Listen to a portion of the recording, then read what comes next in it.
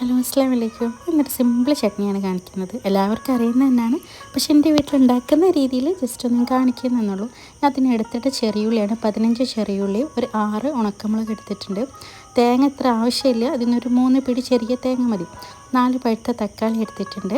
ഒരു ചെറിയ പീസ് പുളി എടുത്തിട്ടുണ്ട്. ഒരു 6 ടേബിൾ സ്പൂണ് ഇതുപോലെ വെളിച്ചെണ്ണ നോൺ സ്റ്റിക്കിൻ്റെ പാത്രത്തിൽ ഒഴിച്ച് കൊടുക്കാം.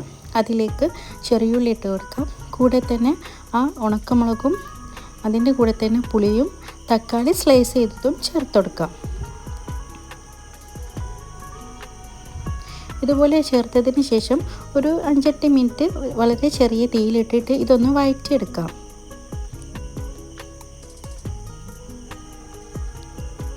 ഇതിൽ വേറെ പൊടികളോ കാര്യങ്ങളോ ഒന്നും ചേർക്കേണ്ട ആവശ്യമില്ല.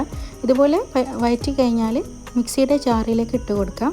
ഇനി ഒരു 2.5-3 കൈപ്പിടി ചിരകിയ തേങ്ങ ചേർത്ത് കൊടുക്കാം.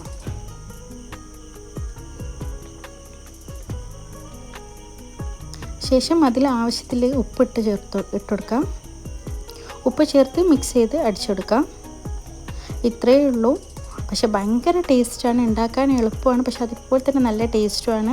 ഇഡ്ഡലിക്കും ദോശക്കും അതിൻ്റെ കൂടെ തന്നെ ഇനിയിപ്പം നമുക്ക് ചോറിന് കറികളൊന്നും ഇല്ലെങ്കിലും ഈ ഒരു ചമ്മന്തി ഉണ്ടെങ്കിൽ ഒരുപാട് നല്ല ടേസ്റ്റുമാണ്. നമുക്ക് ചോറിന് വേറൊന്നും ആവശ്യമില്ല, അത്രയും ടേസ്റ്റിൽ കഴിക്കാം. ഒന്ന് ഉണ്ടാക്കി നോക്കണ്ടേ. ഇഷ്ടപ്പെട്ടാൽ ലൈക്ക് ചെയ്യുക, സബ്സ്ക്രൈബ് ചെയ്യുക, സപ്പോർട്ട് ചെയ്യുക. വളരെ സിമ്പിളായിട്ടുള്ളൊരു ചട്നിയാണ്.